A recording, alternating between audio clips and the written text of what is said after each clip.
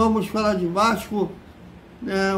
Tem um elenco que continua a atividade para o jogo de quarta-feira contra o Fortaleza. Estaremos lá às 9h30 da noite em São Januário. Vamos falar sobre o Vasco ter quitado com o Atlético Mineiro, sobre a dívida que estava da segunda parcela do volante Jair. Vamos falar também sobre a política tóxica do Vasco. Já terminou o prazo de registros de candidaturas e tem, ao total são 8 chapas inscritas. Vamos explicar os próximos passos da eleição, que será em novembro. Tudo isso após a vinheta.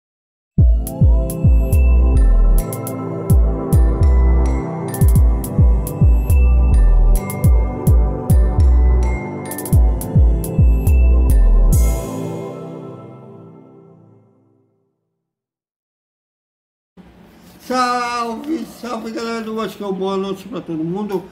E quarta-feira que vem a bola rola. E como rola às 9h30 da noite em São Januário, estaremos lá, Vasco e Fortaleza, 26ª rodada do Campeonato Brasileiro. Calendário parado, que é a data da FIFA, está rolando, né, os jogos das eliminatórias. Inclusive, daqui a pouco vai começar da seleção brasileira. Bom, e hoje o Vasco fez mais uma atividade visando a partida contra o Fortaleza. Inclusive, o Vasco divulgou algumas fotos da atividade. Amanhã terá a janela aberta para a imprensa com o zagueiro Michael. Estaremos lá no Centro de Treinamento Moacir Barbosa. Falando com o zagueiro, a gente não sabe ainda se a gente vai poder fazer pergunta ao defensor. Agora tem essa política de sorteios, dói no nosso coração essa falta de democracia, mas é do jogo, fazer o quê? Mas de qualquer forma estaremos lá fazendo nosso papel, vamos filmar a coletiva do Maicon. Bom, e o Vasco quitou a segunda parcela na compra do volante Jair no início do ano, né? O total da operação na época foi 13 milhões e o Vasco parcelou em 4 vezes.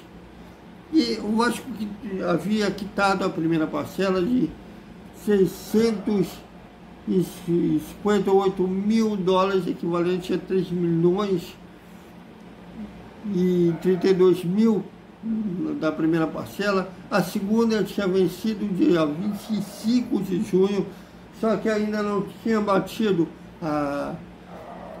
o segundo aporte da 77 e venceu. Inclusive o Atlético tinha posto o Vasco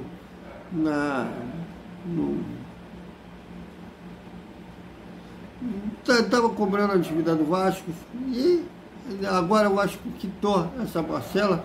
Segundo o diretor do Galo, Rodrigo Caetano, o Vasco já pagou a segunda parcela de 658 mil.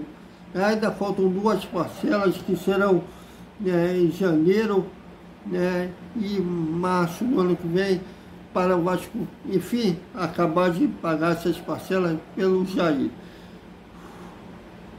Uma dívida já paga. Agora ainda falta resolver com o Atlético contra o Zuma, pelo Capasso.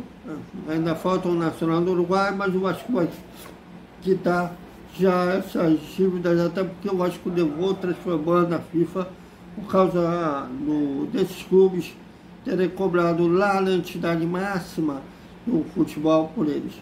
E terminou ontem o prazo de registro nas candidaturas da eleição, que será em novembro, dia 11 de novembro. Está acabando o mandato do presidente Jorge Salgado, e é um ano eleitoral, terá eleição para o próximo triênio. No total foram 8 candidaturas registradas. São elas: a Sempre Vasco, que vai lançar o ex-jogador Pedrinho, o Vasco da gente, do Marcelo Borges, o nosso Vasco do Fábio Nogueira, a Somamos do Leviciano, o São Vasco do Júlio Brandi, União Brasil-Portugal, que ainda não lançou, não divulgou quem será o candidato, e um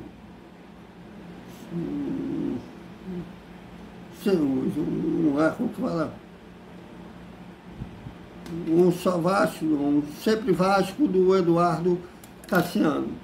Ele tem apelido de Bebeto também. Então, quer dizer, são 8 candidaturas. Agora, essas chapas têm até o dia 1º de novembro para apontar, no caso aí da União Brasil-Portugal, o candidato, também apontarem quem será o primeiro vice-geral, quem será o segundo vice-geral, né? O vice, o presidente da Assembleia, o vice-presidente da Assembleia, os 160 conselheiros, sendo que 120 titulares e 40 suplentes, porque a chapa que for vencer a eleição terá 120 cadeiras no Conselho, né? E a segunda colocada 30. Então, as chapas terão que apontar quem serão esses 120 conselheiros titulares, e caso um problema, não queira ser titular, abra mão ou ter um suplente. Então ainda há coisas para rolar dentro da política do Vasco, inclusive aposto, como houve em outras eleições, os candidatos depois, quando perceberem que são menos cotados, ou não ter chance de vitória, no dia da eleição abrem mão das suas candidaturas para apoiar outra. A política do Vasco só ver essas 8 candidaturas, esse monte de candidaturas, você vê como que a política do Vasco é muito tóxica, inclusive, sendo que a SAF agora tem 70% do futebol, ou seja, a associação praticamente não apita mais no futebol, e a maioria dos candidatos ainda fala do futebol como se fosse o futebol ainda fosse administrado pela associação. Tem candidato, inclusive, falando em romper, fazer um rompimento institucional. Então, que cada um tira suas conclusões sobre os candidatos, principalmente o associado que vai votar sobre quem será o presidente nos próximos 3 anos. Ainda vai rolar muito briga. Já estão vendo, inclusive, torcedores pró-candidato A, pró-candidato B. Não, já nem tem direito a voto, mas torce por aquela proposta ser uma música nos ouvidos da pessoa. Complicado, sempre muito complicado. Então, é isso, galera. Até o Esperta Vascaíno. A hora do almoço será lá no Centro de Treinamento Márcio Barbosa, com a coletiva do Maicon. É complicado, ainda mais. Espero que a SAF, agora nesse mês de outubro e novembro, consiga blindar o time do futebol dessa política tóxica do Vasco. Até mais.